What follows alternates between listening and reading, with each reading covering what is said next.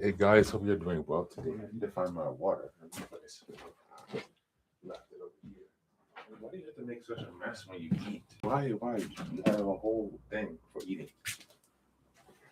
I don't know why the cat. She has like a little rug where I put her food and water thing, and she liked to drag the food out of the bowl, sitting on top of her rug, and put it on the other rug in the middle of the kitchen, and then eat from there. I don't understand why. Um, but yeah, more cleaning for me to do, anyways. At least I enjoy cleaning. Uh, So now we're going back to healing the shame that binds you. So I don't think we've gone to this book this week. We are on page 17, guys. John Bradshaw, another outstanding piece of literature here.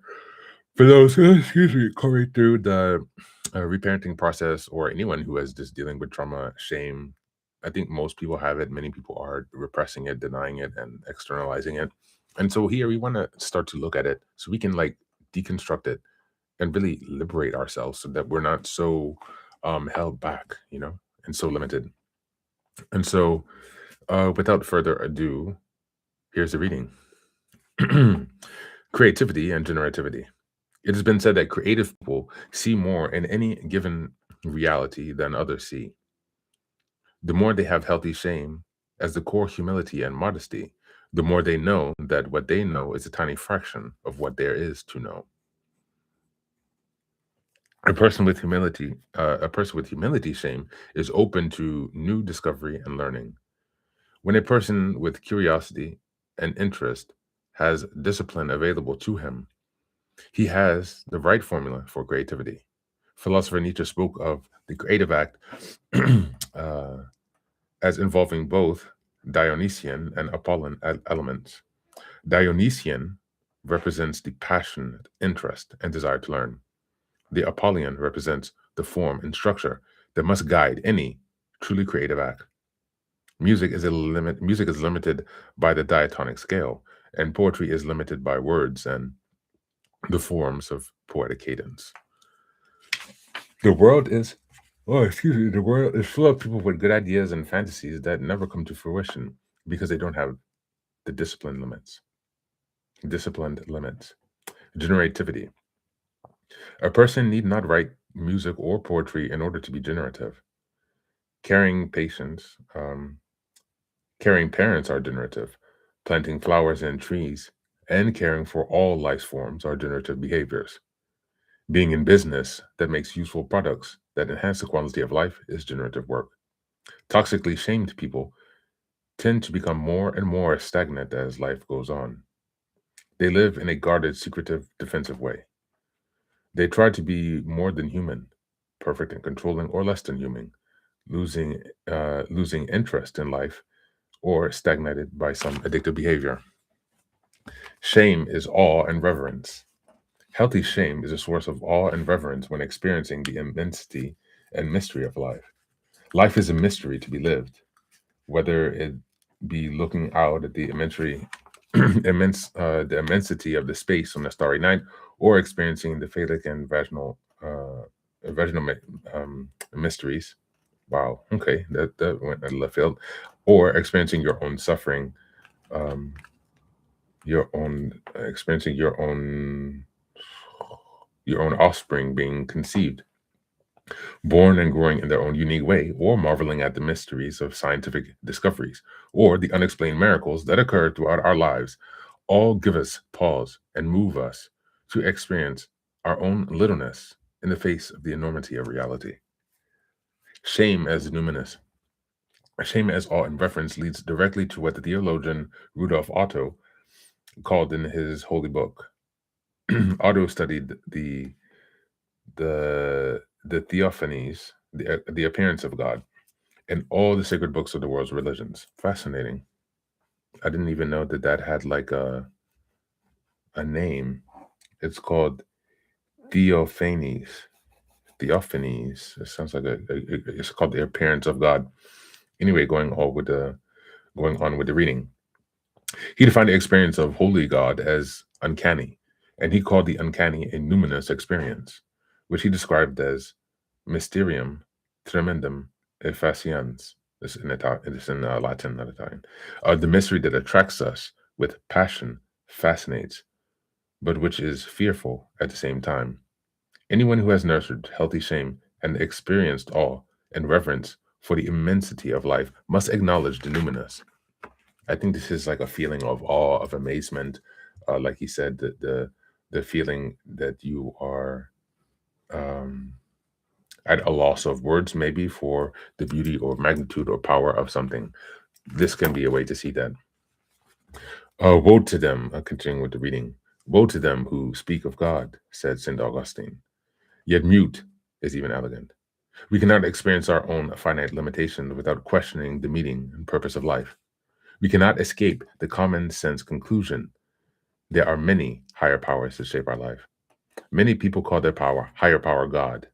The great Lutheran theologian Paul Tillich suggested that because personal love and intimacy is the highest form of creaturely life, then the Creator cannot be less than personal. Shame as the source of spirituality. In The Farther Reaches of the Human Nature by Abraham Maslow, the pioneering third force psychologist wrote, a spiritual life is part of the human essence. It is a defining characteristic of human nature, without which human nature is not full human nature. Spirituality embraces the numinous, the holy. Spirituality has to do with an inner life of values and meanings. It also has to do with our finitude, oof, sorry guys, our awe and reverence for the mysteries of life. Spirituality is about love, truth, goodness, beauty, giving, and caring. Spirituality is about wholeness and completion. Spirituality is our ultimate human need. It pushes us to transcend ourselves and become grounding in the ultimate source of reality, which is love. Our healthy shame is essential as a foundation for our spirituality. By reminding us of our essential limitations, our healthy shame lets us know that we are not God. Our healthy shame points us in the direction of some larger meaning. Our healthy shame is a psychological ground of our humility. This is a good reading also too. I don't know if I don't really remember coming to this part, but I'm pretty sure I have read it. Let's see. Should we continue to go down? The toxically destructive faces of shame.